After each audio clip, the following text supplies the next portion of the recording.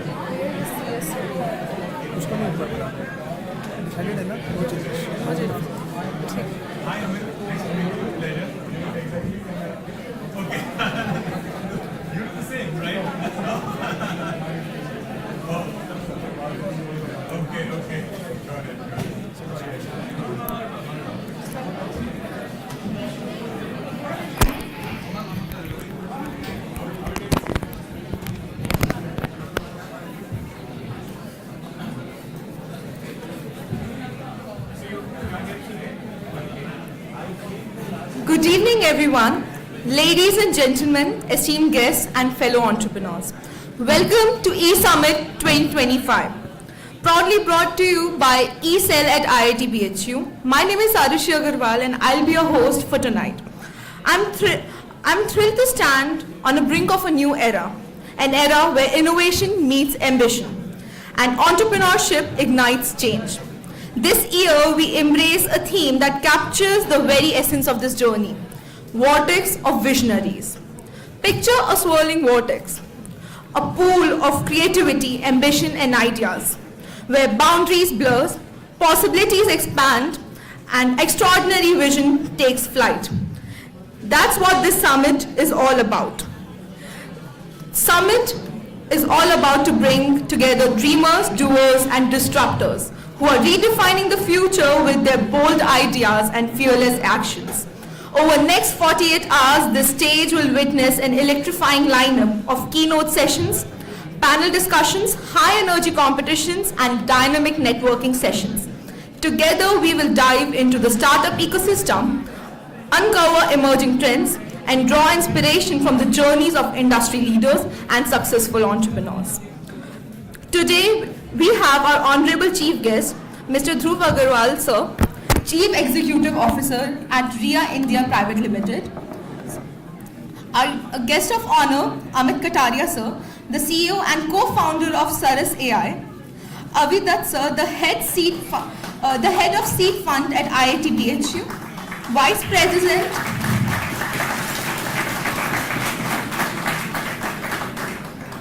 the Vice President of eCell, Ms. Pranjali Yadav. Now, to begin this grand occasion, we take a moment to extend our warmest welcome to our esteemed guests. It is their presence that adds a grace and prestige to our summit. Now I would like to invite all the dignitaries to the dais and have a seat.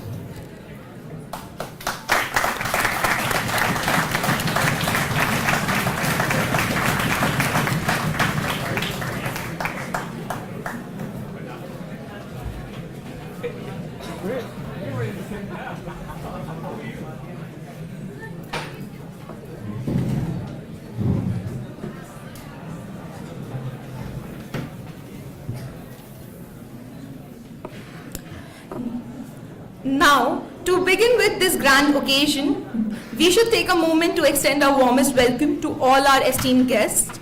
It is their presence that adds a grace and prestige to our summit. Now, I would like to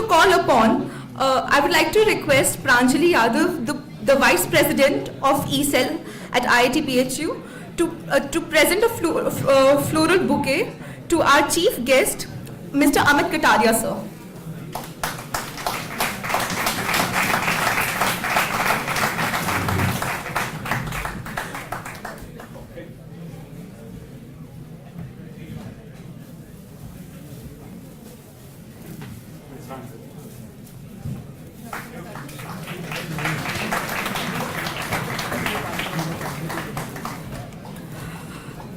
also request Pranjali Yadav to present the floral bouquet to our guest of honor, Mr. Dhruv Agarwala, sir.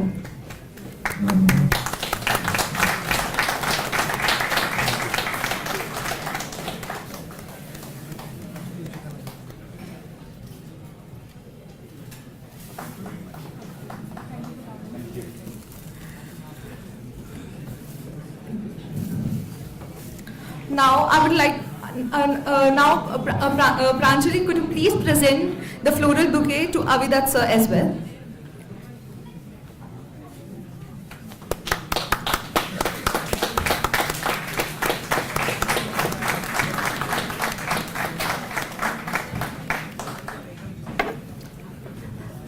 Thank you.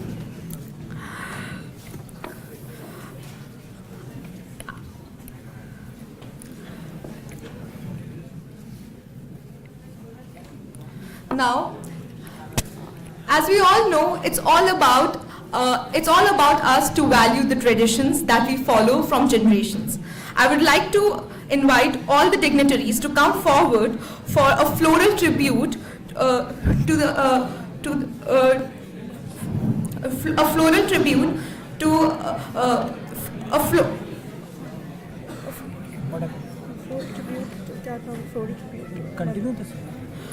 floral tribute to Madan Mohan Ji's statues.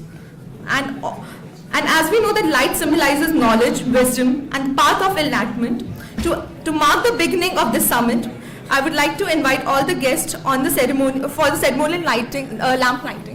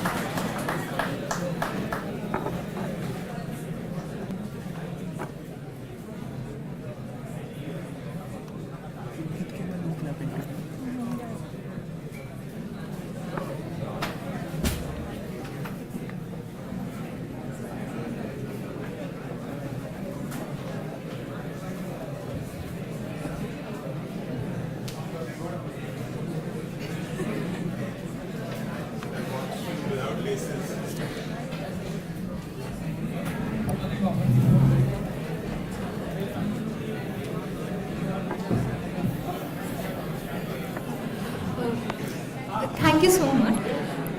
Now it's time for our Kulgeet. I would request everyone not to clap after Kulgeet, after the completion of Kulgeet.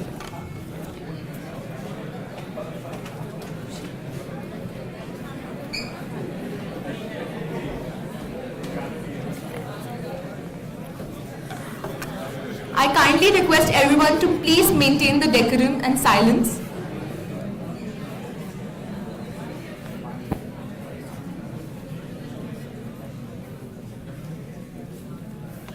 We shall proceed with the Kulgeet. Please don't clap after Kulgeet.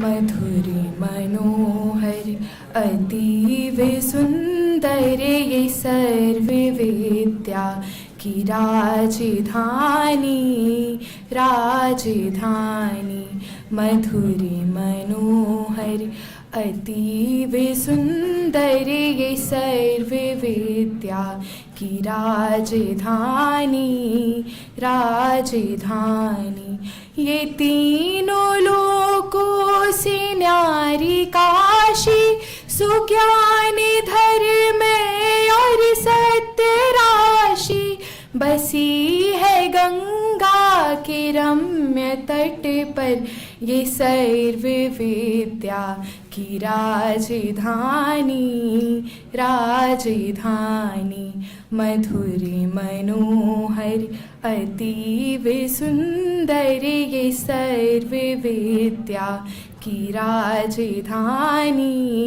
राजधानी नए नहीं है ये ईंट पत्थर है विश्वकर्मा का कार्य सुंदर रचे है विद्या के भव्य मंदिर ये सर्व सृष्टि की राजधानी राजधानी मधुरी मनोहर अतीव सुंदर ये सर्व विद्या की राजधानी राजधानी यहाँ की है ये पवित्र शिक्षा कि सत्य पहले फिर आत्म रक्षा बिके हरिश्चंद्र थे यहीं पर ये सत्य शिक्षा की राजधानी राजधानी मधुरी मनोहर अतीव सुंदर ये सर्व विद्या की राजधानी राजधानी ये मालवीय जी की देशभक्ति ये उनका साहस ये उनकी शक्ति प्रकट हुई है नवीन होकर ये कर्म वीरों की राजधानी राजधानी मधुर मनोहर अतीव सुंदर ये सर्व विद्या की राजधानी राजधानी।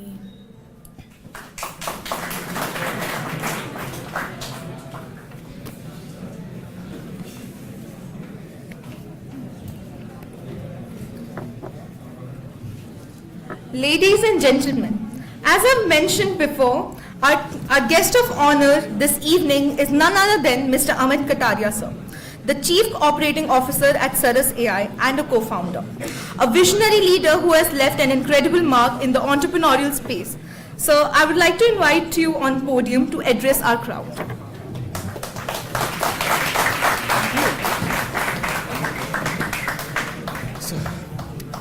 Namaste and very good evening to all of you. अच्छा, आपको जबरदस्ती बुलाया गया है या इच्छा से आए हैं? हाँ? अच्छा. Okay, दोस्तों, so मेरा नाम है Amit. I'm a part of Saras team. We call ourselves Saras AI Institute, which is world's first AI only, fully digital, US-based degree granting institution. And let me start saying कि ये जो काशी है, ये ऐसा शहर है जहाँ पे आप एक बार आए तो दूसरी बार आपको सोचना नहीं पड़ता, ये आपको खुद बुला लेता है. It's been like my third visit to the same campus within 1 year. And I'm always more excited than before when I plan my visit to this campus. And not only me, today, I have a full team from Saras, Aman, Salesh, Sagar, and other members from the team. That we found it so fascinating to see the energy among you, that the future of our nation is in this one room. So this is what we are today, and I'm so honored to be here today among you all. The difference of age is just few years between you and me, right?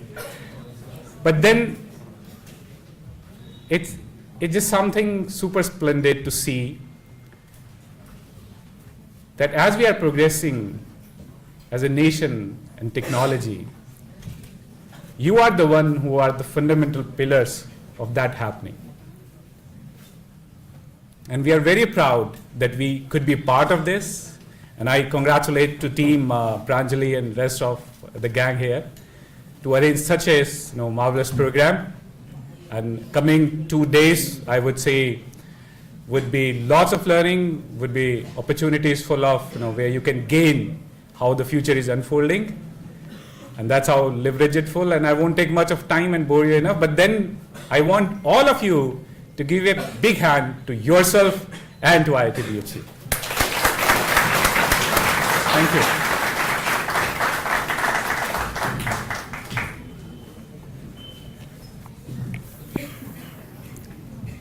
Thank you so much, sir, for your inspiring words.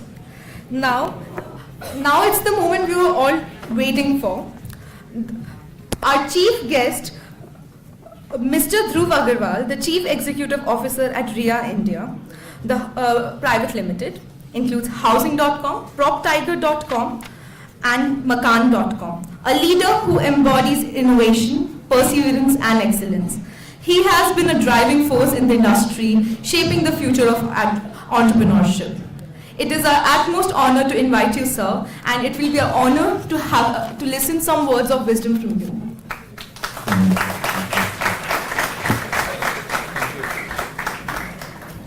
Thank you very much.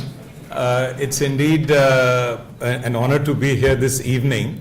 I won't say too many things right now because there's another full hour you have to listen to me right after. So I'll keep this short, and I've been instructed to do that as well. But for me, coming here is extremely special. It's my 4th visit to Kashi. Interestingly enough, my wife, actually she's here in the audience along with her classmate. She went to BHU as well several years ago.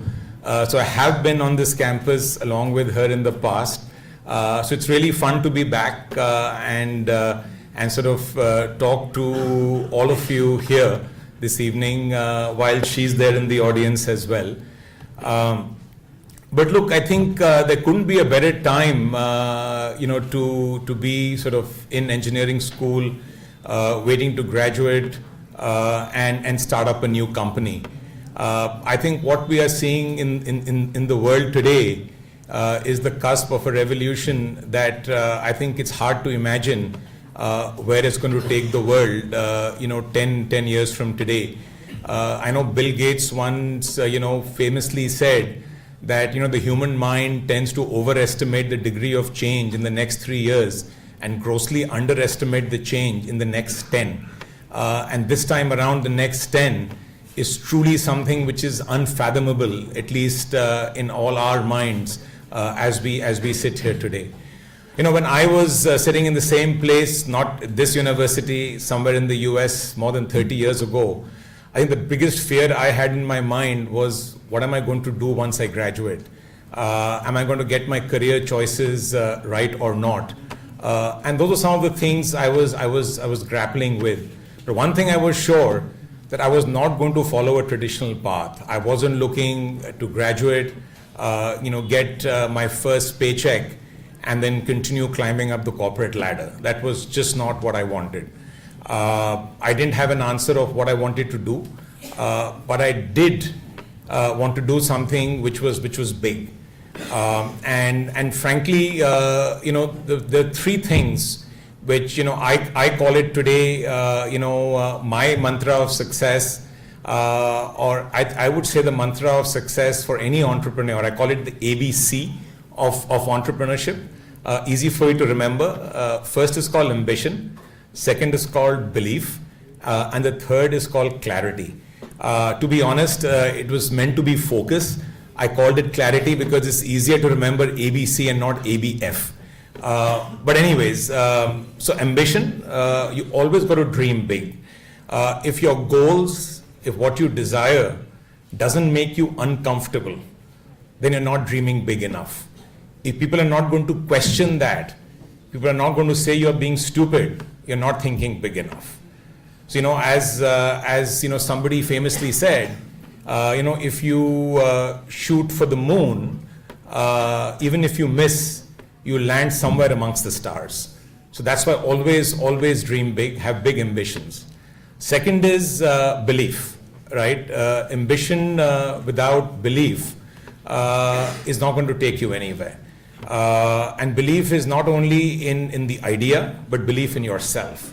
Many a times when we're looking out to do something new, we are afraid of failure. We fear rejection. We need validation from others. We're not certain if our idea is going to work. So believe in yourself, because if you don't believe in yourself, others are not going to believe in you. You walk in with that pitch to a venture capitalist with self-doubt, guess what? You're not walking out of that room with a check. So there are many a great idea which has been killed by self-doubt. So whenever you have that big vision, big ambition, back it up with self-belief. And it doesn't matter if the world says you're not going to make it, you keep working at it till the market accepts your idea, till you make it. And the third one I think is equally important, which is clarity. The reason I say that is that's really, when your idea and your vision and your belief gets converted into reality. It's the whole execution piece. As I think famously somebody else once said, that you have to say no to 99 things to get that one thing, which if you do correct, you'll win. So one of the biggest challenges to any entrepreneur is there are too many things to do during the time when you start up a company and we lose focus.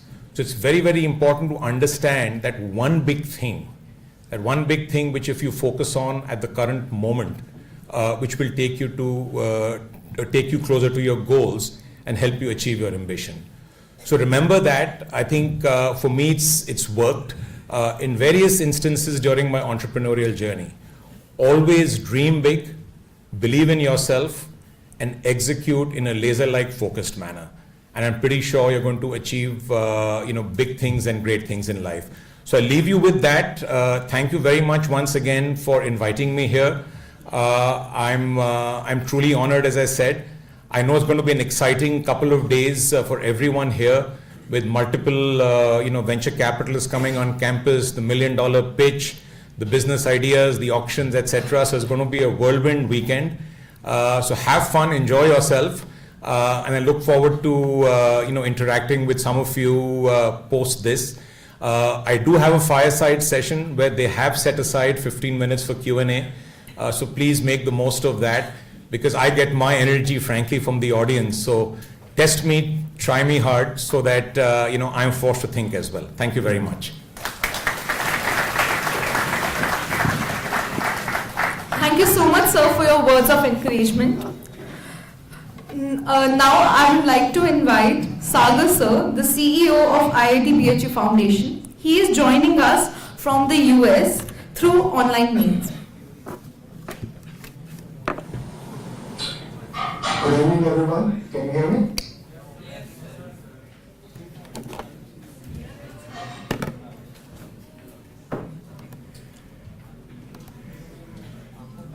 Just wait if you can hear me. Yes, sir. We can hear you. Okay, perfect. Dick, that's great. Good to see everyone. Good evening, and such an exciting event. Congratulations, first of all, to ESL. I'm very impressed with the way the whole team has come together, organized this. So just a round of applause to everyone.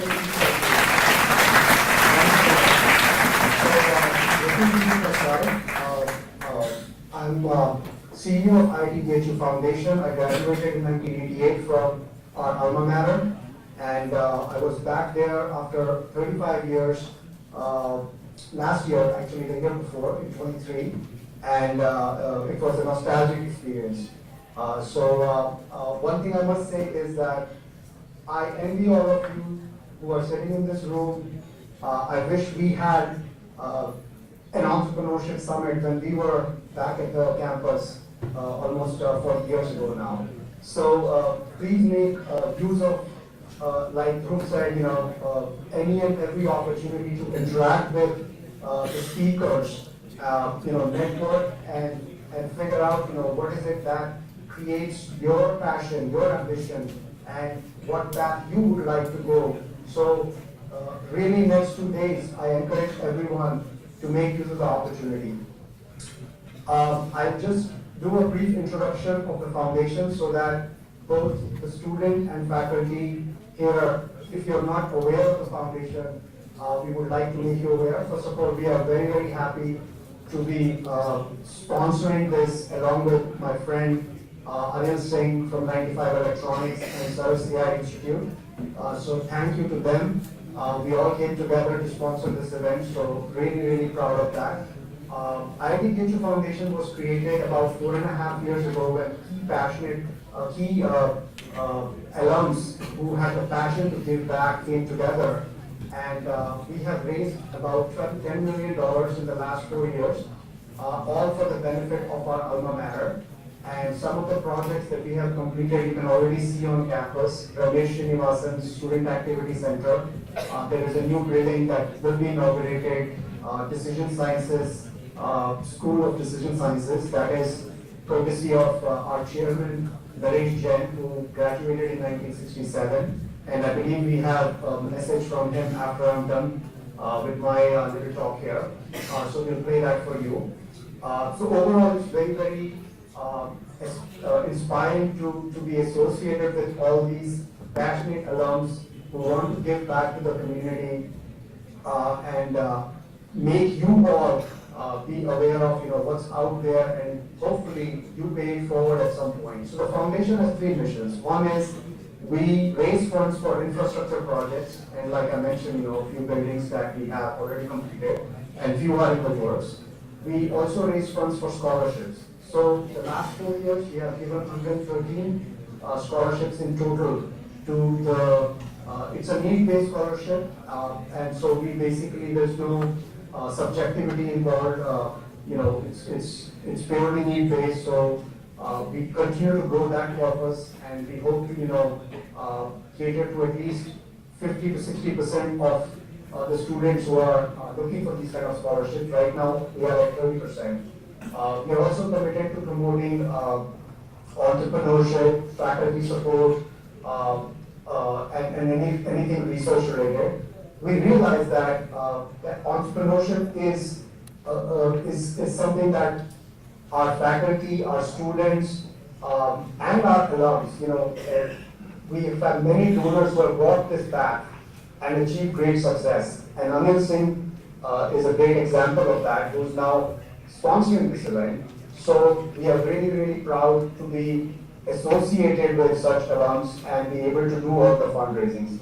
The other thing we do from the foundation is that we have a seed fund, and my colleague Avi Dutt is on the ground there, and I encourage everyone to attend his session. I believe it's tomorrow, when he'll be speaking and explaining to you how the seed fund operates. Last year, we funded 2 startups started by faculty on campus, and this year we have grand ambitions to fund 8 startups. So we give $30,000 to each startup after we have gone through the process of identifying the ideas and the pitch. So I encourage everyone to get involved.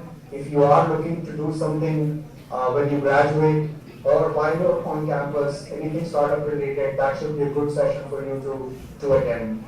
The other way we want to, and by the way, this seed fund was purely created because of Jay Chaudhary, CEO of Zscaler, who donated $1 million a few years ago, and his wish was to encourage entrepreneurship. And so there were a number of talks that were done on campus, and he wanted us to use the monies that he donated to do this seed fund. So that's how we have set it up, and Avi will go over the details tomorrow. Again, congratulations to a fantastic event. I won't take too much of your time now. I'd like to say good luck to all the participants, and I look forward to seeing how your ideas will take shape in the future. Together we are building a thriving entrepreneurial ecosystem at IIT BHU. Congratulations again, and thank you again once again for letting me speak.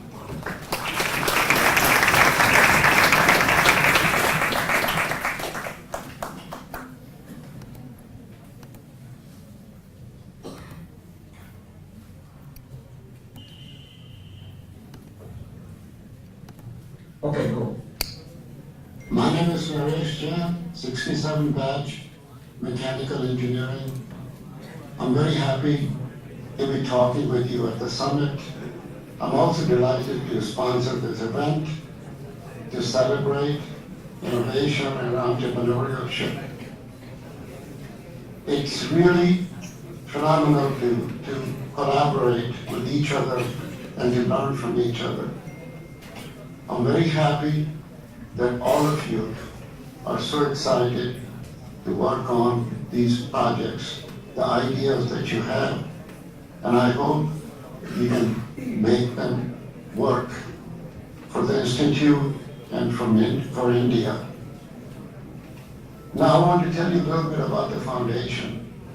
We formed the foundation about 4.5 years ago. And in this time, we have raised more than $10 million to help our alma mater. I'm the chairman of the IIT BHU Foundation. I know all of you that go to IIT BHU are in the top 1% of the population that lives on this planet. All of you will be very, very successful and hopefully rich. Part of the responsibility of being successful is to help others who are less fortunate. When you get older, I hope you remember what I have told you. Please help others. It's one of the most important part of being intelligent and well-to-do. Thank you.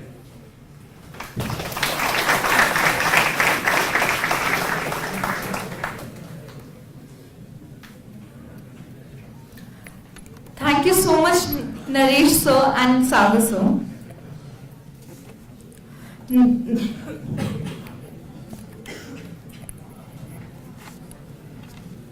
Now, I would like to call upon the Vice President of ECell IIT BHU, Pranjali Yadav, to address the crowd.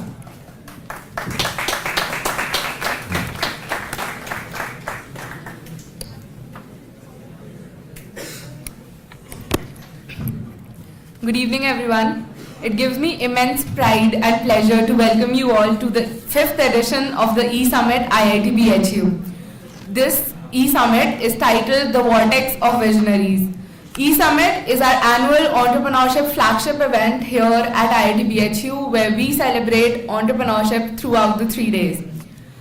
The E-Summit is packed with various panel discussions, panels on VC, consumer tech, as well as deep tech, and various fireside chats and keynote sessions.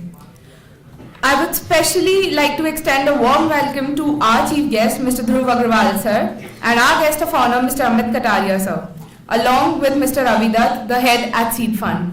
We are truly grateful to have you all here with us today and grace us with your presence. I would also like to thank Sagar sir and Naresh sir for joining us today and providing us all the support throughout. Before diving deep into E-Summit, I would like to take a moment to let you all know about ECell IIT BHU. ECEL IIT BHU is a student-run body, and it's not just a club or a cell or an activity. It's about inspiring and fostering the ecosystem of entrepreneurship in IIT BHU.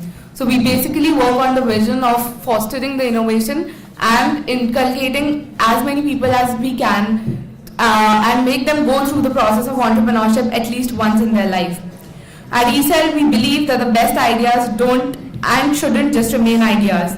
They should be transformed into actions. And that brings us to eSummit. It's the highlight of our year. This summit is not just an event. It is a celebration of ideas and breakthroughs. Over the next 2 days, we will witness incredible insights from the successful entrepreneurs, industry experts, and the visionaries who've paved their ways themselves. This year's theme, the Vortex of Visionaries, stands for the testament of the entrepreneurship. The startup world is dynamic, pulling everybody inside it who believes and dreams and wants to change the world into it like a vortex. The people who like to challenge the existing problems and solve and create for the world. We are looking for those visionaries to join us, and we are willing to create those visionaries through these 3 days. The summit is packed with fireside chats and panel discussions, and that promise to be both insightful and inspiring. We also have the much anticipated Startup Expo taking place in the Rajputana ground from tomorrow onwards, where we'll have the startups showcase their products and also the people showcasing the solutions they're building for the world. Entrepreneurship is often seen as starting a company, but in reality, it is much more than that. And you're going to experience that in the next 2 days. So as we begin this journey in the next 2 days, I encourage each and every one of you to ask questions, challenge ideas, network, and most importantly, take action. Because at the end of the day, entrepreneurship is more about doing and not just thinking. So this C-Summit, let's all just be the fools who dare to dream and change the world. And I would like to present this labor of love that we have worked upon for the past 9 months. And I hope that you enjoy it as much as we enjoyed delivering it to you. Thank you so much, and I welcome you all to the eSummit 2025.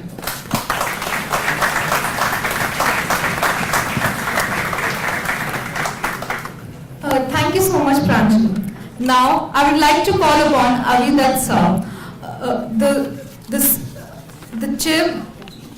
Avidat sir, the head of IIT BHU Seed Fund, the reason behind the success of ECEL at IIT BHU.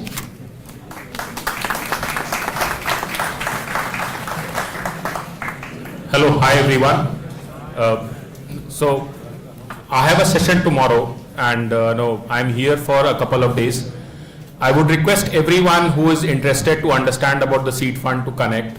And as a seed fund and with the support of foundation, we are trying to do a host of things. Monetary funding and equity funding is one aspect of it, but there is a lot in terms of alums and network that we are trying to open. This is the start. This has been the second year of the seed fund, with 2 startups being funded last year. And the whole aim is primarily to fund 1 startup each department. And these are more on technical domain specific activities that as an engineering college we focus on. So it's an honor to be here, and with a lot of support from many quarters. We would like to to discuss detail in terms of any startup 4th year graduate or a pass out is interested in. Thank you. Thank you so much, sir. Thank you all for being such an incredible audience at the opening ceremony of eSummit 2025. We have just set the tone for a day full of inspiration, innovation, and impactful connections. Remember, this summit is just your launch pad for new ideas, bold dreams, and endless possibilities.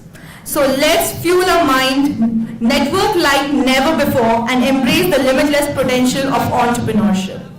The journey has just begun, and the best is yet to come. Let's make eSummit 2025 unforgettable. Thank you so much.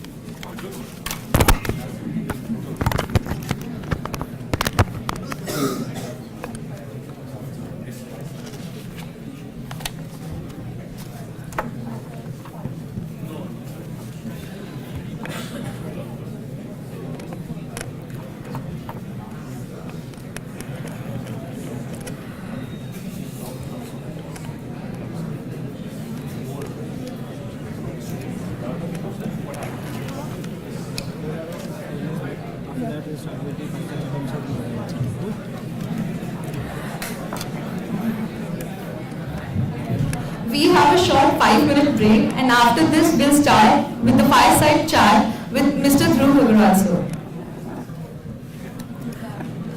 Kindly retain your seats for the same. And I would like to give a special thanks to all the dignitaries and chief guests who came to this session and made this session a success. Thank you so much.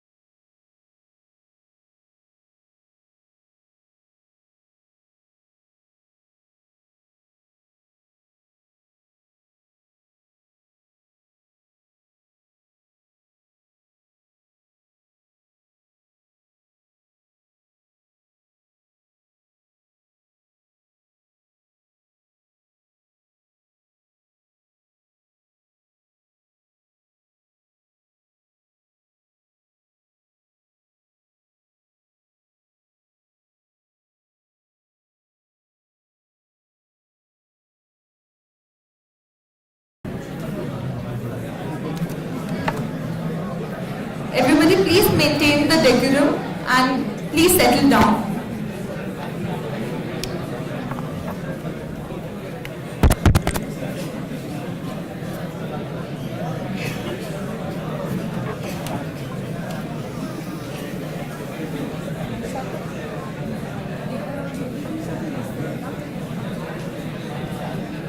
Everybody please settle down.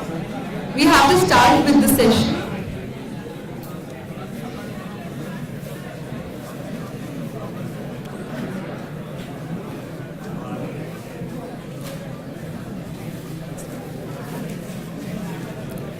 A very good evening and warm greetings to everyone out here.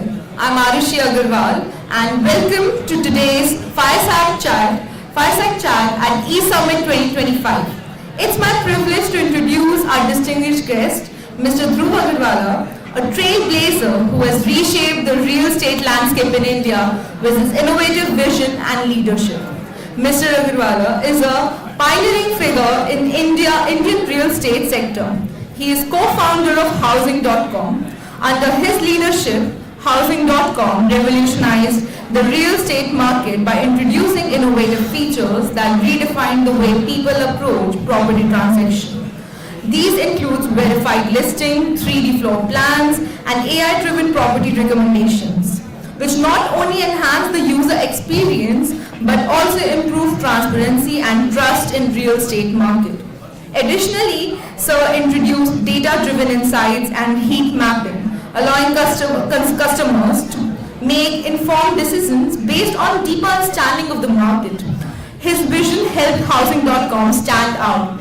It rapidly grew to become one of the most reliable platforms in India. Through his strategic guidance, Housing.com secured over 100 million in funding from prominent investors, including SoftBank and Excel Partner, fueling the platform's expansion and growth. Sir's influence extended beyond Housing.com. He has also played a key role in success of PropTiger.com, one of India's leading real estate service platform.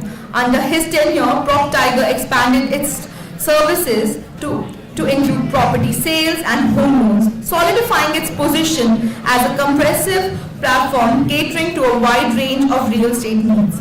One of the most notable achievements of his career is his leadership in the merger of Housing.com, PropTiger.com and Makaan.com, which led to the formation of RIA Technologies. This strategic merger created a unified platform that streamlined operations and broadened the scope of service across Indian real estate market. Under his leadership, the RIA Private Limited became a dominant player in the industry, leveraging technologies and data analytics to improve property recommendation and enhance the buying and selling process and increase transparency in the market. Sir's work has instrumental in shaping the future of real estate in India, positioning him as the thought leader in the sector. His foresight combined with his focus on technology and customer-centric innovation has a lasting impact on how real estate transactions are conducted in the country. Today, we are excited to hear from the visionary himself who has been on the forefront of India's real estate tech revolution. His journey from Housing.com to the creation of RIA Technologies has not only redefined the property market, but has also shown us the power of innovation and leadership. Please join me in giving a warm welcome to Mr. Dhruv Agarwal. Thank you very much. Thanks. I would like to call upon the host for the session, Astik, on the stage.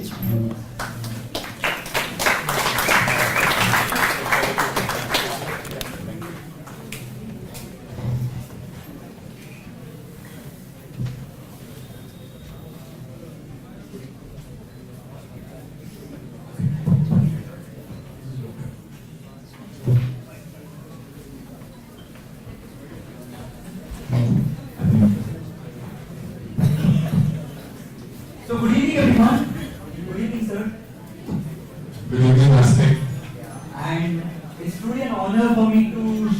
engage with you with a visionary entrepreneur like you.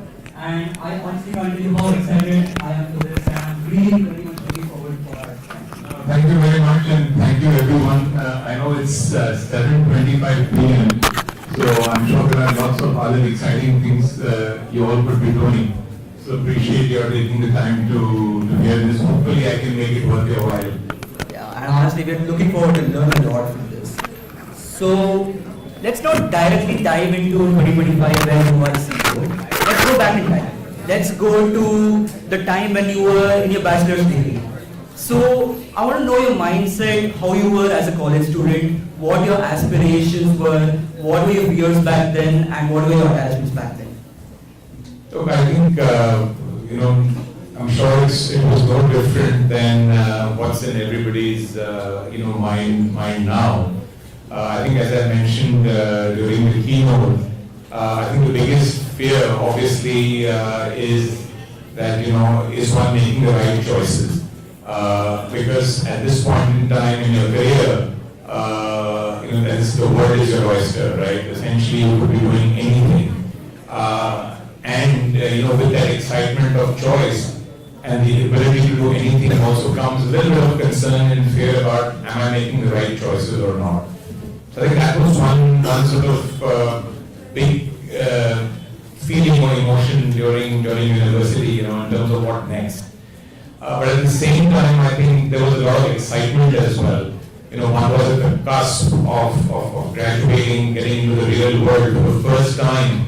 One would have to learn by doing, right? I think most of us till this stage of our career or our lives end up learning through academics, reading, etc. Of course, as a kid you do stuff and learn as well.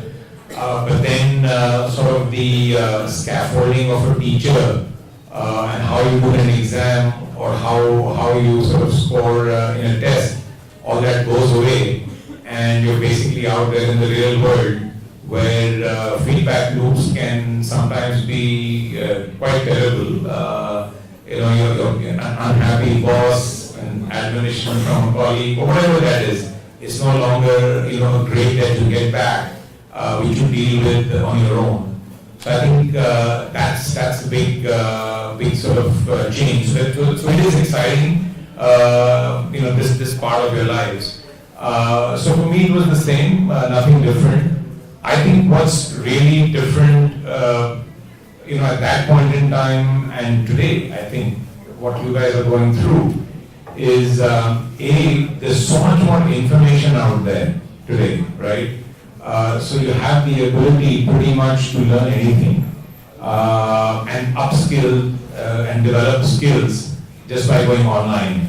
I think it has two disadvantages though. One big advantage is you can pretty much learn anything even if you don't go to college. But there's lots of distractions. That's one thing big. And second, if you don't take initiative or you don't show initiative, you can be left far behind. Look, I know one of the speakers said that you guys are lucky to be amongst the top 1% of the world by virtue of the fact that you're here. But I think education is going to get disrupted, and people who can't make it here will be challenging you all equally. Because guess what they are showing? They're showing the initiative to go out, access those resources which are easily available, and getting ahead in life. That's, I think, one big difference between my time and your time in college. I think another big difference is, I think this whole social media, right? Yes, it's great for networking, meeting contacts, making new associations across the world, but it also breeds, unfortunately, comparison.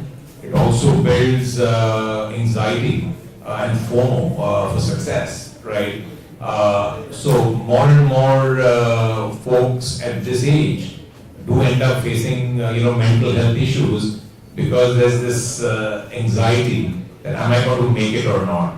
But all I can say is that this is probably the best time of your lives, so make the most of it. Yes, it's important to study hard, but at the same time it's equally important, if not more, to build some great relationships with your friends. You don't know who out there sitting amongst you will found the next unicorn, and you might just be wanting a job there as well. So, build those relationships, it will stand you in good stead. Amazing. So I think you believe that college actually teaches you a lot. So can you share some things which you learned during college life which actually even helps you even today? Look, I think basically, I think college, teaches you a lot of jugaad, like everything. You figure out what's the shortest sort of cut to get that A in an exam. So I think you tend to get very resourceful. You figure out what's the path of sort of least resistance. I think that's something college teaches you, but you unlearn that very quickly in life, because you quickly realize that sometimes following the path of least resistance is not the best path. Ever faced with a crossroads, pick the thing which seems more difficult, seems more challenging, because believe me, less people would be traversing that path, and success at the end of that would be a lot more sweeter. Look, other things that I mentioned, I've always been a relationship guy. You learn academics in college, but I think what I benefited from the most, as I mentioned, are the relationships. I still, I'm in touch with my thesis advisor at Northwestern, where I did my undergraduate. I in fact invested in a company he's recently founded, and he was my thesis advisor. Now I've become his sort of advisor on his startup. So relationships matter. My startup, the first one called I Trust Financial Advisors, I started with a classmate of mine from business school. So again, I found my co-founder at college. The initial investors were either alumni of the college or faculty members. So again, it's very, very important to build those relationships, and I realized that is one thing which is most important, because you forget the class you went to, the grade you got, everything. What you'll ultimately remember, are the friendships and the relationships, both with faculty members and with your cohort. Yeah. So in the speech also I heard that you didn't buy with the idea of the conventional career paths. So I'm really curious, what was your first entrepreneurial venture like? How did you jump into this industry? Look, for me, entrepreneurship was almost a given. And why I say that was because both from my, mom's side of the family, dad's side of the family, they were all entrepreneurs. So the dinner table conversation always revolved around what challenges were there in the business, what was going well, what was not going well, and everything, which an entrepreneur sort of goes through, the highs and the lows of running a business. And I found that quite exciting. I'm like, this is interesting, because, the fact that you're dealing with a new problem every day, or seeing a new high every day, sounded very, very exciting to me. So that was something which I said that, yes, I want to do, be an entrepreneur. How and what, with whom, I had no idea. One thing was clear, I did not want to work with my dad in his business, because that would have been the easy path again. So I said, if I do something, it will be on my own, but not with my dad. So that sort of was, why I kind of had the idea of being an entrepreneur all my life, growing up, that is. And look, the freedom and flexibility, I always believe that, one of the biggest benefits of entrepreneurship, and that's who I am, is you don't have a real boss, right? You sort of, show up to office every day, and you drive, the engine forward. And that puts a different responsibility on you. Very different from showing up to office because your boss wants to see you on time, or because you have to punch in your card at 9 a.m., etc. You work 24/7. So that was another thing which, obviously drove me, towards entrepreneurship. Just sort of being my own driver, and not just, merely being a passenger. How I picked my, so let me stop there, and you can ask me about which venture are you specifically talking about. We have done multiple Like, ones. I believe you did your your bachelor's degree in material science and technology. Yeah. After that, did you directly jump into entrepreneurship, or did you find a job or something? No, so after my bachelor's degree in material science and engineering, I actually applied for a PhD. And don't ask me why. I did it because I was good at what I did, and I thought I could become a researcher at some point. Of course, I knew this was a path to being an entrepreneur at some point. But when I joined the PhD program, I quickly realized it was a very long path and possibly the wrong path. So I decided to quit, with a master's degree, and then I came back to India, and then I worked with my uncle in a steel fabrication shop for a couple of years just to get a hang of what it is to work in the real world. As I said, till you're in college, it's a pretty structured life which you lead. Everything is sort of scheduled for you. You just show up, right? But in the real world, that's not how it works. You got to make things happen. So I wanted to cut my teeth in the real world to join my uncle. And then there was an opportunity to set up a small iron ore mining plant, because he got into the business of making steel. Some of you in metallurgy would obviously be aware of that. So iron ore is a key raw material, and at that point in time the government was opening up small iron ore mining leases, and I had the opportunity of starting that business. So it was one of those things where it was, and sometimes opportunities for entrepreneurship open up for various reasons. There's a big tech shift, a lot of tech startups starting now in the AI field, right? When the iPhone became mainstream, a lot of apps were developed, right? Sometimes regulations change, which again open up opportunity. Industries which were previously regulated, once they become unregulated, opens up opportunity. So at that time, this sort of unregulated mining, that opened up an opportunity. And with the kind of vision India had for steel making, that we've got to make 50 million tons of steel by the next 5 years or 7 years, created that opportunity for both steel plants as well as iron ore mining companies. And that's how I got into that. So during this business only, was it the time when you thought, okay, entrepreneurship is something I really want to sink my teeth into, this is actually my true calling? Was it something like that? Sorry, I think.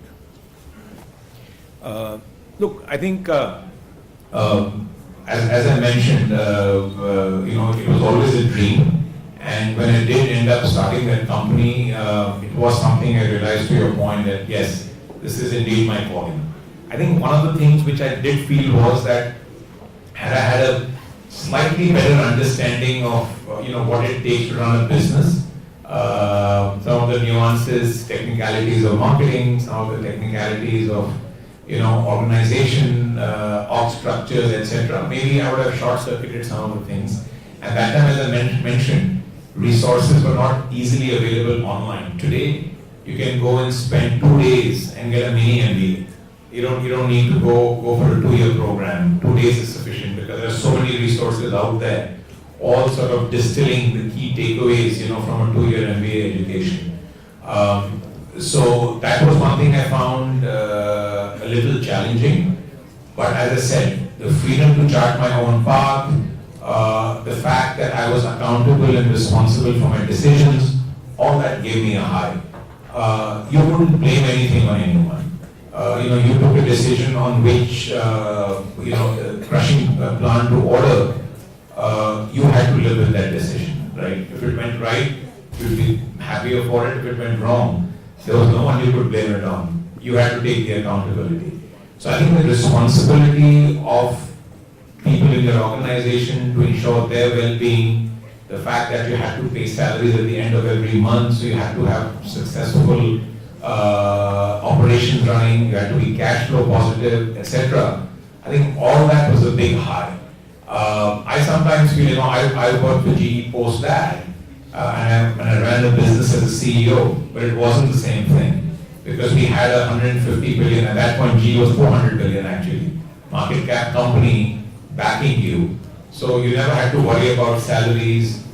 You could always hide in a company. But as an entrepreneur, you cannot. You are accountable for your decisions. You are responsible for the fate, future of your people. And that in itself provides a different sort of high. So to answer your question, I realized that's the kind of high I wanted to have, not just then, but for the rest of my life. That's pretty amazing. I mean, but the mining business which you did, that's totally different from what you're doing today. You're in the proptech industry now. How were you dragged into this industry, or what made you come to this industry? You mean the proptech industry? Yeah. Look, so one of the things which I always say is that, what we learn as engineers, so I'm an engineer and an MBA myself, and what we learn as sort of business students as well, we learn frameworks, right? We learn how to think, we learn how to solve problems.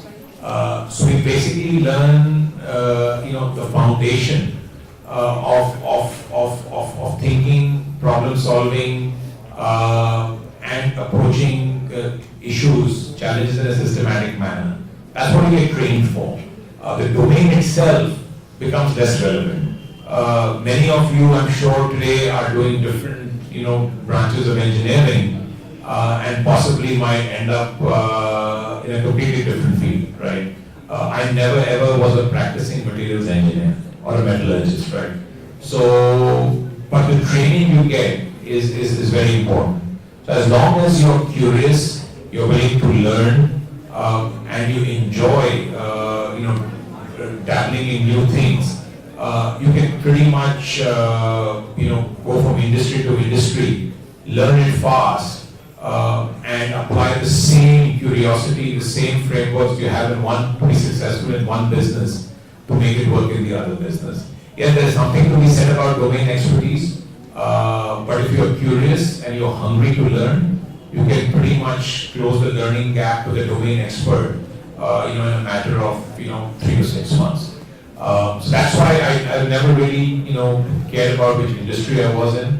So interestingly enough, my first venture was mining. At the same time, I started a small educational institute as well, which I don't speak about as much, but that's what I did, which was again unrelated. Then when I started working for GE, I was doing mergers and acquisitions for them in the specialty materials business. Did a lot of lean manufacturing roles as a Lean Six Sigma leader. So I was a Lean Six Sigma black belt at GE. And then I ran a GE business in India, which was in water technology, so water treatment chemicals and RO plants, sensors, PLCs, as well as security systems. The work I did in lean manufacturing was across different industries. So in that sense, I've always been industry agnostic because, as I said earlier, you can apply the same learnings and skill sets across. So when I quit GE, I started a business called I Trust Financial Advisors. It was a fintech business, although the word fintech never existed at that time. So essentially, we were doing financial planning for the middle class Indian and helping them buy financial products. So what we would do is we would ask them what their financial goals were, and then based on what their financial goals were, what their current incomes were, we would help them create a full detailed financial plan, much like how businesses do the same. You have a balance sheet, income statement, cash flow for a business. Similarly, we did the same thing for individuals and families to help them achieve their financial goals. So what we realized there, Astik, was that one of the biggest financial goals an Indian family had was essentially to buy a new home. And they were all saving money to be able to put down the down payment towards a home loan, which would then help them buy the home. So we realized that was the biggest pull product. At that time when we started iTrust back in 1996, trying to convince people to do equities or mutual funds was a challenge. Everything was going into fixed deposits. Today, banks are struggling for fixed deposits because everybody wants to put money into equities or mutual funds. I'm sure a lot of you dabble in it yourself, right? But at that time, that wasn't the case. So we realized that rather than trying to push people into buying insurance, push people into buying equities, mutual funds, may as well start a business which actually serves people's needs. And the true need we realized was real estate. They all wanted to buy a home. And that prompted us to say, you know what, let's start a real estate business. So we sold that business to Carly, and then we decided to get into real estate.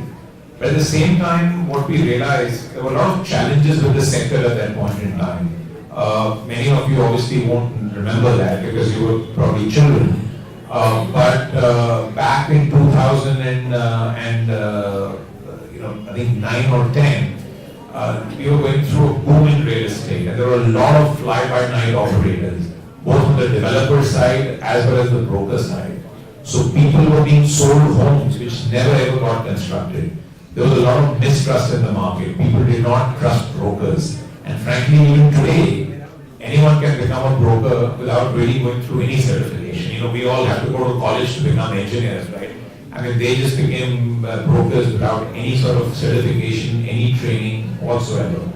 So you had a lot of bad elements who became brokers because they couldn't get employed anywhere, and hence they missold a lot of product. So a lot of mistrust, lack of faith was there in the market. And think about a home, right? I mean, it is the biggest purchase decision a family will ever make in their lives. You know, there's no other product which is as expensive as a home. You know, cars are cheaper, and of course your daily products which you buy, holidays, whatever it might be, very cheap, right? It is the single most expensive product decision. It is once in a lifetime product decision. You know, families don't buy a home every day. You buy it, you know, once, maybe you can upgrade, but you don't do it before 7 to 10 years, right?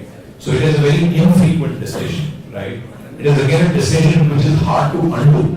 So if you buy a pair of jeans today on Amazon, you don't like it, guess what you do? You return it, right? Imagine buying a home, get stuck with it, right?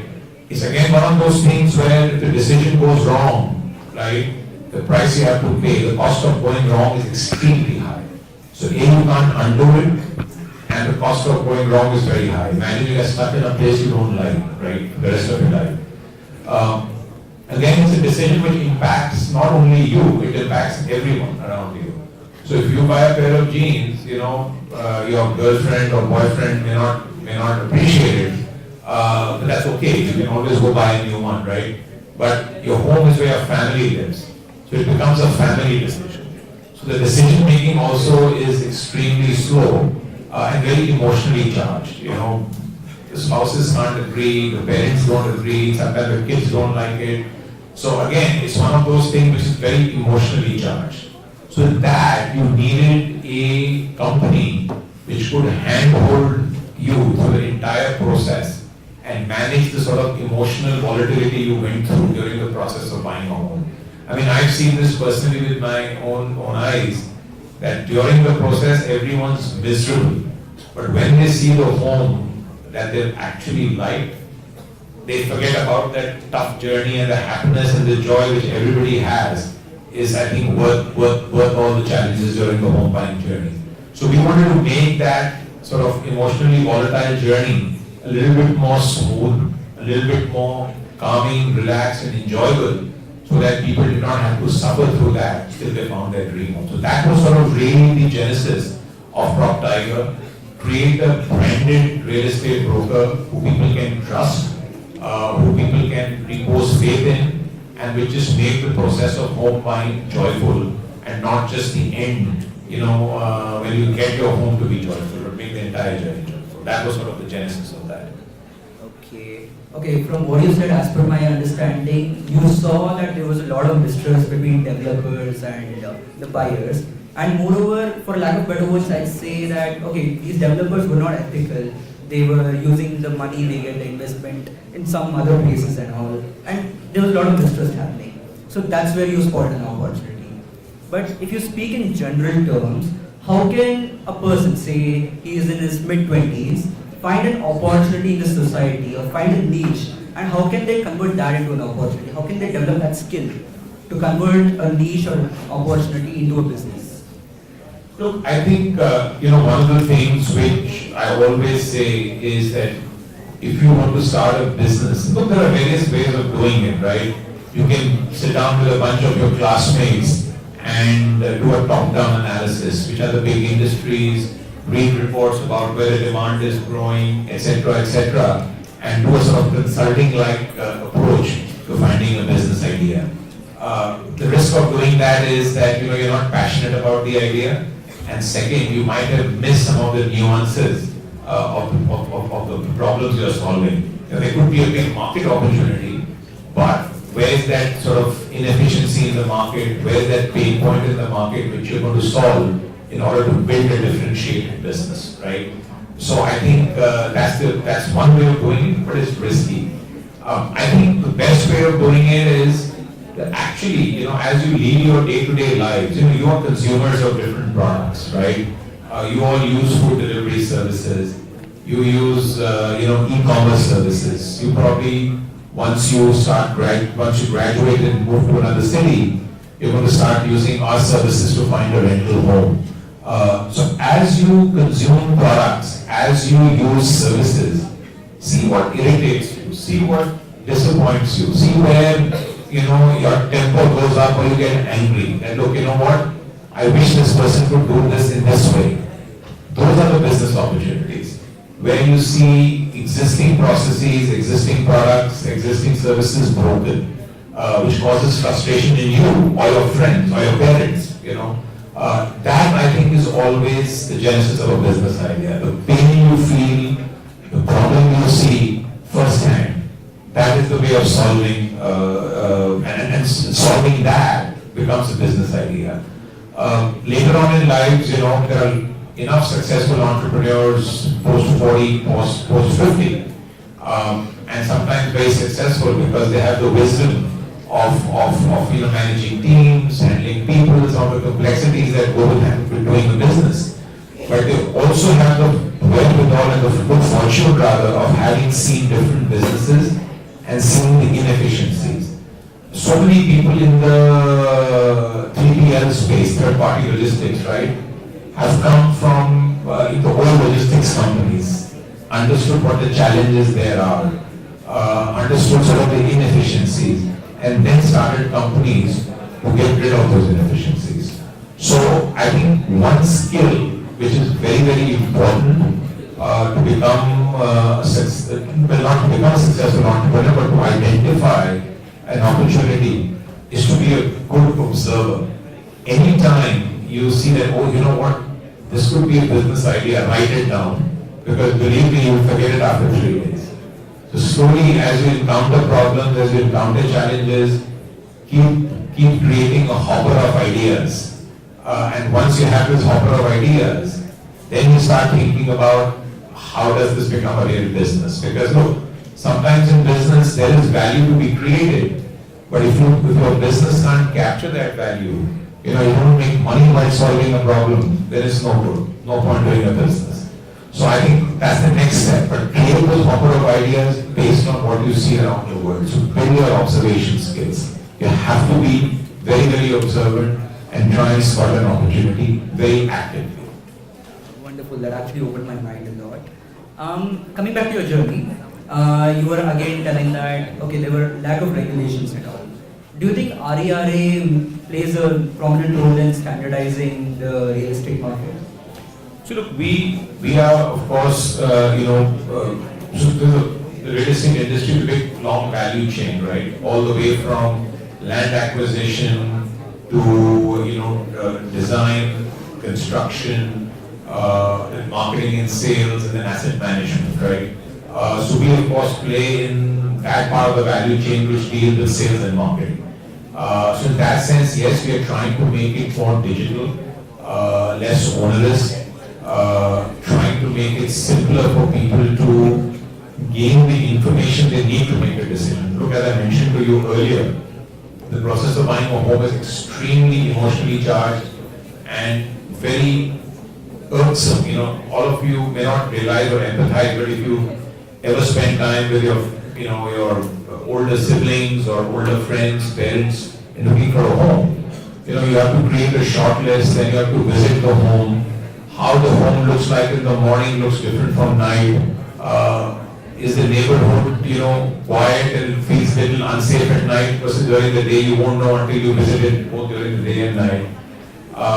If you go in the morning, it might be jammed, at night it might not be. So you just don't know. So if you visit only in the evening, you might make a wrong impression of the place, right? So I think a lot of hard work needs to go in, and a lot of information is needed about price points, because you might enter the market at a completely wrong time, right? So we provide all that information online for people to make that shortlisting process very comfortable, so that you at best have to go visit 2 or 3 properties before you make a decision, as opposed to going out and looking at 20 properties. So in that sense, what we're trying to standardize is the way information is presented, how you can absorb that information, and how you can shortlist. Where we can't standardize or we find it hard is in the product itself, and which is why we become very important, because once, it's very, very easy if you buy a pair of jeans from Levi's, right? You pretty much know that Levi's stand for this, and this is a certain cut, style, fit, and it's okay. A home, the same developer can have a very different product. One home at one end of the street can be very different from the other end of the street, because you might have a garbage dump at the other end of the street. That's why I think a home is such a non-standard product that for us, it's making it easy to understand the differences in the comfort of your own home becomes important. It's very, very hard for us to standardize the underlying product. Right. When you were trying to tackle this tricky industry, tricky market, what was your strategy or what was your business model like? How did you approach, how did you design your business in a way you could tackle all these problems and also your competitors? Look, I think, designing, a business, obviously, the model is very, complex. There are many elements to it. I think, if I look at the housing.com business, right, I think it's a two-sided marketplace. It has, at one end, suppliers, so people who develop homes, developers, agents who represent home sellers, and then owners themselves. And then on the other side of the marketplace, you have home seekers. So I think as you fundamentally start building marketplace businesses, which is a two-sided marketplace, I think you'll always face this big question about what should you work on first. Should you work on demand? Because if you don't have demand, suppliers will leave your platform. Or will you build supply? Because if you don't have supply, buyers won't, home seekers won't come to your platform. This is a very big cold start problem which you have to solve in a marketplace. That what comes first, right? Typically, my advice to people, you can focus on both sides and keep it somewhat balanced. But I feel that takes much longer than if you focus on one side. In our case, we focused on supply. We said, let's get good quality supply on the platform, verified supply which may or may not be available elsewhere. That costs money upfront, and which is why we went out and raised capital to allow you to do that. And we were not too worried if enough customers came to our platform or not. But once we had built that supply, then we started focusing on the demand side, and we started working on building audience. But when the audience came on the platform, they found that they had the requisite supply, and that allowed us to leapfrog competition significantly. To give you an example, as recently as 2019, we were almost at about 60 to 70% of the audience of 99 Acres and Magic Bricks, which were market leaders. But within 2 years, we became number one, because by then we had focused a lot on quality supply on the platform, and then we started focusing a lot on building demand. So as and when consumers came on the platform, they found that they had a good quality supply, they could trust the platform, and when we do consumer service now, we come out as being seen as one of the most trusted platforms. So that's just one example, but that's how you have to sometimes think about how to design or approach a business. In our case, this was a marketplace business, and we focused on the supply side before we sort of focused on the demand side. Right. So, one of the major events in your PropTech journey was acquisition of Housing.com. But during that time, like maybe in 2014 or something like this happened, Housing.com was actually not doing that well, because like founders had dropped out and the investors wanted someone to buy this and all. So what was your idea behind buying Housing.com at that time? Look, I think, so a lot of you may or may not remember the history of Housing, but Housing was actually founded exactly a year after we founded Crop Tiger. 12 co-founders from IIT Bombay, very smart people. I think they built an amazing product in terms of the design, with a refreshing change in terms of the UI UX. So as we all know, that the first thing we see, whether we are trying to buy a product or even when we are trying to find a life partner or whatever it is, we get taken in by what the appearance is, right? So the first sort of interaction with anything is the appearance. So their UI was amazing, user experience was amazing, very clean website, not jarring, etc. So they made a name for themselves very quickly, but ran into trouble with their investors. And pretty much by the time we acquired the company in 2017, 11 out of 12 co-founders had left the company. At that point in time, revenues were just around 3 crores, and they were really struggling. And SoftBank wanted to sell the business. Now we knew SoftBank because SoftBank was also an investor in our company. We said, you know what, we consider buying the company, and we had a discussion and everything. Two very seasoned investors on my cap table. I mean, they are India's 2 top investors. They basically said, Dhruv, you know what, we are stepping into a sinking ship and we'll sink along with it, right? And I said that how hard can it be? They built a good product. We had by that time acquired Makaan.com. Makaan wasn't a great product, hadn't done well for us. I said, I believe that housing is a product which, if we do the right things with it, I think we can get to number 1 in the market. They were not convinced. They were like, you know what, we have never seen a business where the initial founders have left, the business is successful. I said, look, that's when corporate guys come in. I'm not a corporate guy, I'm also a founder. So I'm pretty sure we can make it successful. So I kind of, to the point I was making in my talk earlier, that I backed myself on it. I believed that I could do it. I believe that there was an opportunity to take that particular product to being number 1 in the market. So we went ahead, and did the deal. And for us, that's now, and I would like to say history, because that same business, which was 3 crores back in 2017, we closed last year, just Housing.com, at over 450 crores of revenue in a span of just, over 7 years. So that was again an example of believing in yourself, believing in your thought, your idea, and then of course backing it with relentless execution, as I said. For the first 3 years, I don't think we slept. I think all of us were 24/7 on the product. The business was out of Bombay. We were on a flight to Bombay, parking ourselves in Bombay for long days, number of days. Just communicating. So just think about it. When we acquired Housing, we were 1,400 people at Crop Tiger and Makaan, and there were 900 people. So about close to 2,300 people in the organization. Today, we are 1,700 people. 7 years later, and the business is almost, and Housing is like 150x, right? But overall, the business also is multi-fold.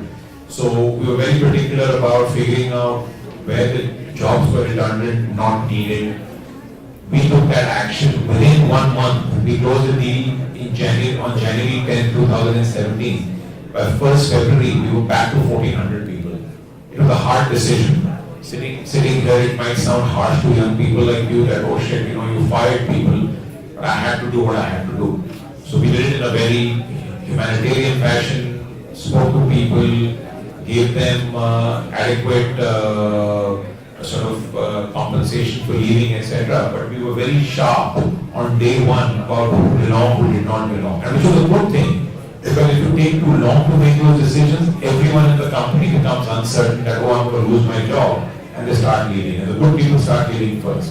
So we were very clear. We took that decision in 30 days. The decision was made earlier when we were doing due diligence, but took the decision in 30 days and executed on it. So that was it. Then we communicated a lot with both sides of the organization, making people feel that, look, we have a common vision. Just because PropTiger acquired housing didn't mean that we were superior. We put the best person on the job, whether it was from housing or that he or she was from PropTiger. We had a common vision and mission session where we re-evolved the vision of a combined organization. We just didn't voice our vision of PropTiger on the housing folks. So we did such a hard job of kind of embracing people that pretty much after 1 year we never felt that we were ever two different organizations. And that's what really led to the success of the business. But to your point earlier, I think it was a big sort of leap of faith we made. It was a belief we had, but I think we backed it up with solid execution to make it successful. Amazing. I mean, I'm truly curious about your mindset actually as a leader. How would you describe your leadership style? And how has it evolved over the time since you're so experienced? Look, I think in the early days as a leader, obviously you're more sort of brash, tend to be arrogant. You tend to feel that you know everything and you're the smartest person in the room, right? And we also have sort of a lot of urban legends around smart founders and the whole sort of as I say, the urban legend of founders who did everything on their own, right? And if the founders sort of left, everything sort of collapsed, right? Now there's some truth to it, but bottom line is every founder also has to evolve and grow personally and professionally as the company grows. What works for you as a two co-founders with a business plan pitching to a VC, what skills needed at that point in time versus what skill is needed running a 1700-person company is very different. And all that happens in between requires you to constantly upskill and evolve your skill and leadership style as well. So I think, what really matters frankly for me today, I think one of the things which has stood in good stead for me all throughout is authenticity, right? I think being an authentic leader and being vulnerable is very, very important. If you stand up in front of your team and make them feel that you know everything, then they'll say you go do everything, right? They are not going to feel involved. They're not going to be, sort of in the same way engaged in achieving those outcomes. But if you come out and say that, look, you know what? I don't have all the answers. I don't know what the best path is. Let's together figure out what the best path is. So once you show yourself to be who you are truly and are vulnerable, then you truly are able to rouse people into action. But if you are a bit of an asshole who thinks you know everything, that doesn't stand you in good stead for too long. So I think that is one thing very, very important. The second leadership thing I've always realized is, and it also stems a little bit from the fact that when you think you know everything and you're top dog, you tend to hire people who are not as smart as you, because then you can always be the smartest person in the room, right? So I think that's another problem. So I always say, right, if you are a person, you should hire A1 or A plus. Typically, B people end up hiring C because they're always insecure. So that's the second leadership thing. Always hire people who are smarter than you. And that, I think, is a short way of succeeding, because you've hired people who are smarter than you and you've raised the average of the organization, right? If you keep hiring smarter and smarter people, guess what? You keep raising the average. You hire less and less smarter people, you reduce the average. Then you become a mediocre organization. So hire smarter people, but most importantly, once you've started to trust them, and once you hired them, actually I should say something different. Once you've hired them, once you decided to place your trust in them, then don't second guess them. Don't look over their shoulders. Give them the resources they need and let them run. And I can guarantee you they will not fail. Yes, hold them accountable. You know, you have to do your reviews, you have to ask them when they are going wrong, you got to tell them. Don't be afraid to give them feedback. That was one of the, I'm glad you asked that. One of the things which I always was never good at in the beginning was giving feedback to my team.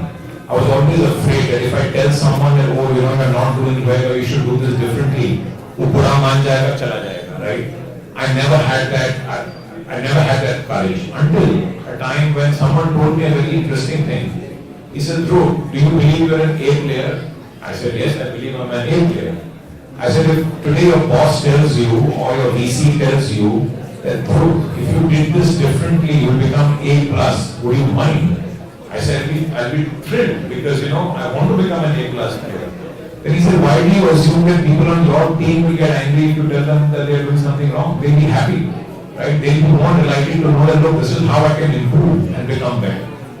So that's what I mean, hire smarter people than you, give them the resources, don't babysit them, but when they are going wrong, give them feedback. I think that's another big leadership quality, I think, which is stood in, good stead for me.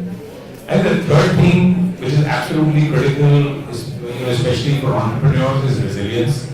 Believe me, shit hits the fan all the time, right? If something can go wrong, it will go wrong as an entrepreneur. No business plan ever, survives the first interaction with the customer. It's a famous thing, right? Whatever you planned on Excel, on PowerPoint, will almost entirely not be the right thing and go wrong. How do you deal with those situations where things are not going wrong is a true hallmark of a leader, right? You have to show up when things are not wrong. You have to face the tough problems head on and keep moving. That, I think, will make you successful. I think I've seen enough instances. I'm a very active angel investor. I've invested in over 100 companies, and I've seen so many companies just hold up after 2 or 3 years because the founders just didn't have the resilience or the ability to withstand one little problem in the business. So you have to be prepared. It's a marathon. It's not a sprint. Right? When you read in the newspaper that someone raised, $100 billion valuation, you have 100 unicorns. 100 unicorns in India, there are probably 10,000, 20,000 failed startups, if not more, right? So the big difference, I think, between success and failure is this resilience, this ability to continue to fight it out, no matter how hard it is in terms of the situation. These are sort of the 3 big lessons. Resilience, build an A+ team, and be authentic. That was so insightful. It felt like I actually went through your mind and could understand everything. So this session was so inspiring for us, but I feel audience are more curious than me now. Sure. Let's open the house for questions for the audience. As I said earlier, do test me, but all this is something which I've said based on some very, good question by asking. But I'm sure you're going to test me a lot more.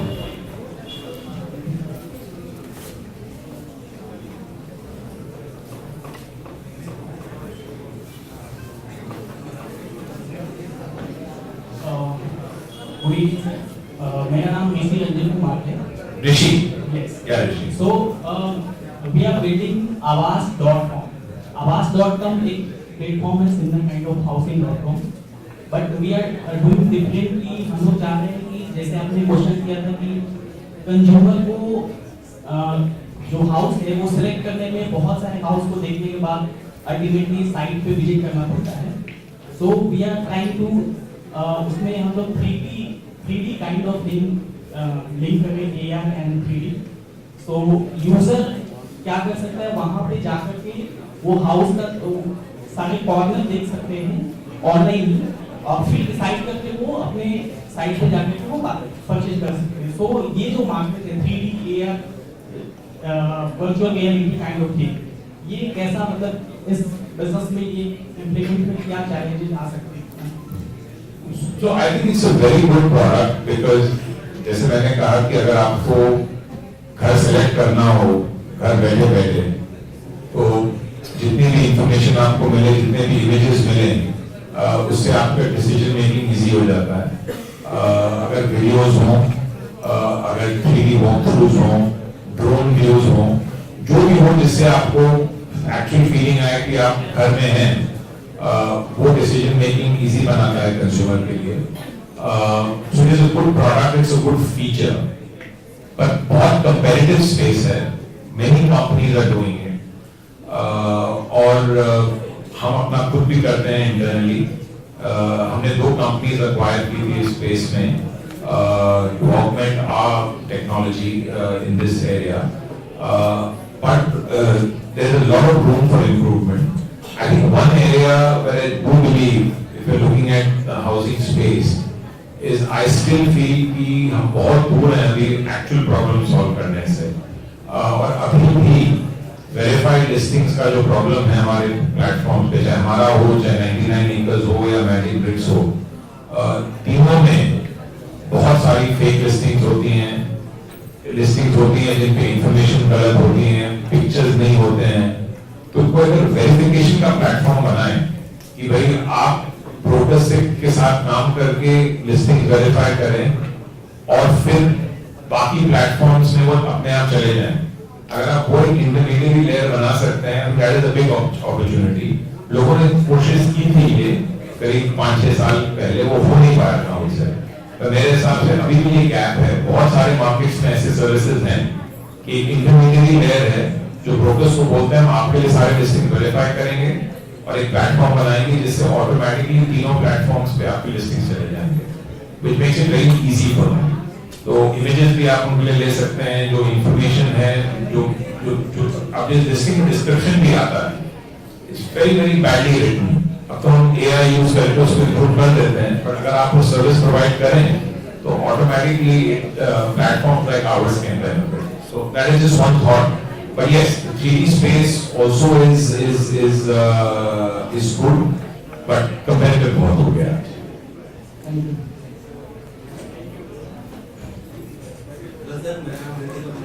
Sorry. Hello sir, मेरा नाम ऋतिक है. ऋतिक वर्मा. हाँ Hrithik. Sir, as a junior entrepreneur, basically मैं short term profit के ऊपर बहुत चला जाता हूँ कि शॉर्ट टर्म ग्रोथ चाहिए मुझे अपार्ट फ्रॉम लॉन्ग टर्म. तो उस माइंडसेट को मैं कैसे शॉर्ट टर्म से लॉन्ग टर्म में मतलब बदलूँ कि हाँ मुझे 10 साल में प्रॉफिट चाहिए अपार्ट फ्रॉम 1 साल में, लाइक लॉन्ग टर्म अप्रोच कैसे मैं अपनाऊँ.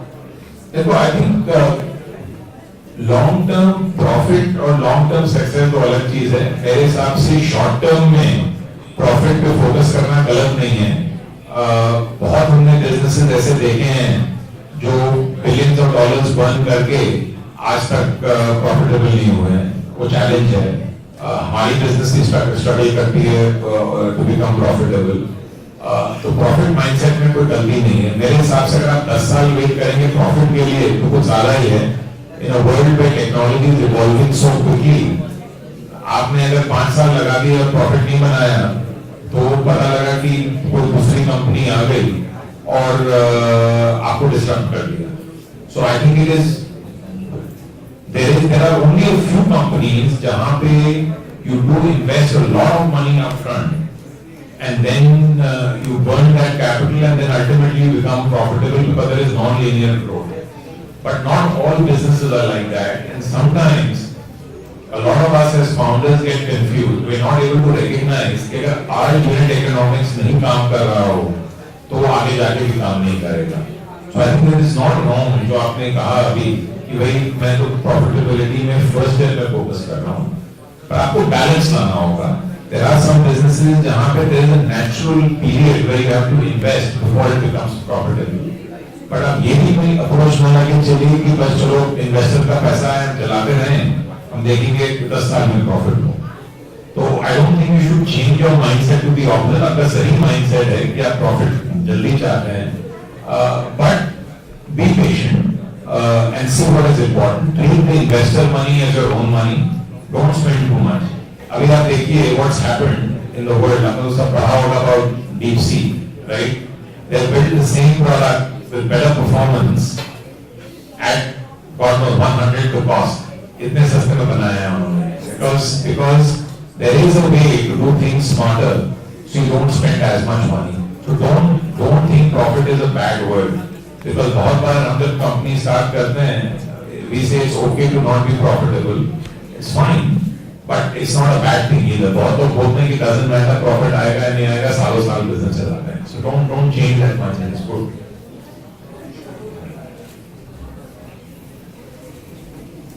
Guys, we are a bit on a time crunch, so this will be the last question for the session.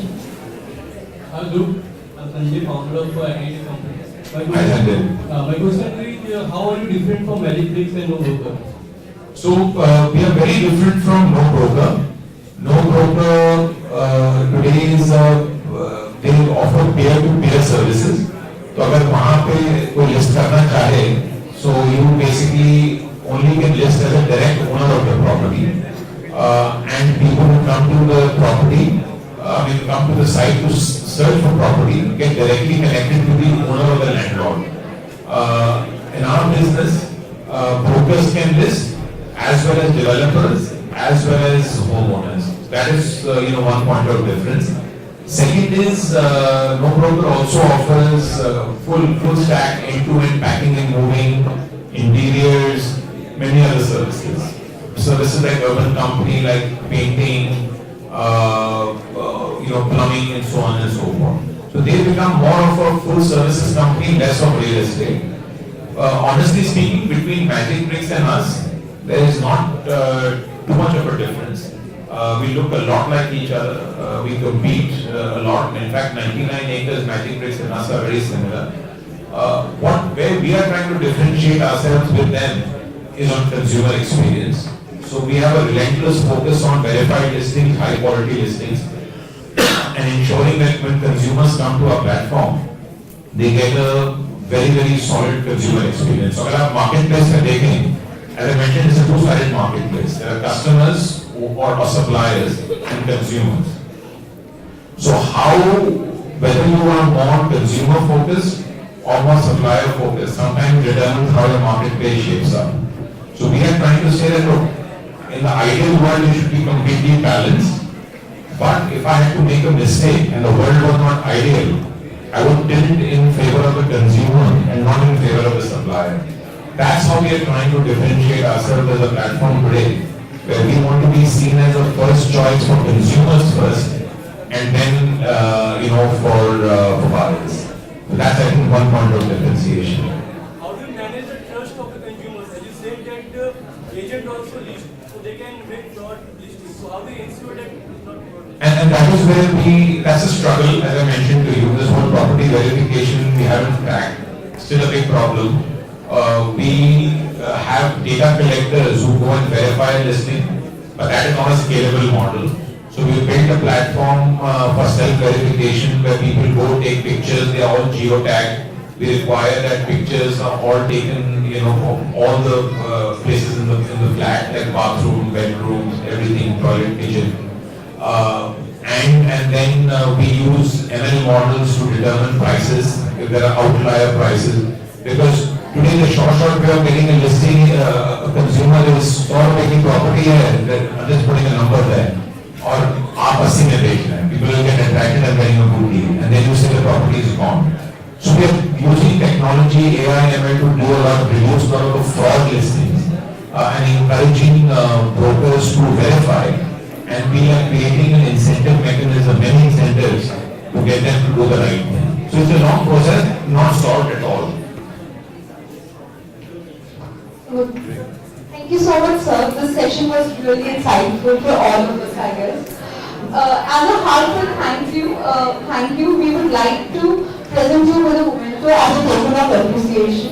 I would like to call upon Harsh Pant, who is our public relations head, to present you with a memento. Thank you everyone for being a wonderful audience. Really enjoyed it.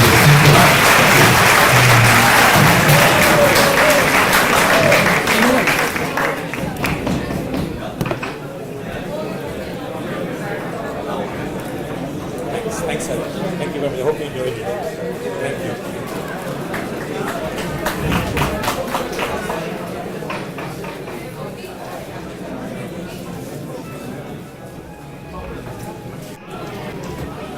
Thank you. Thanks again, Harsh. No, not at all. Not at all. Yeah. I think Thank you.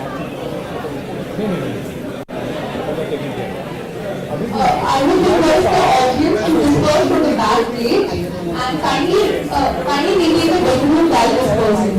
Thank you so much for this session, and we have a lot of good sessions coming up. So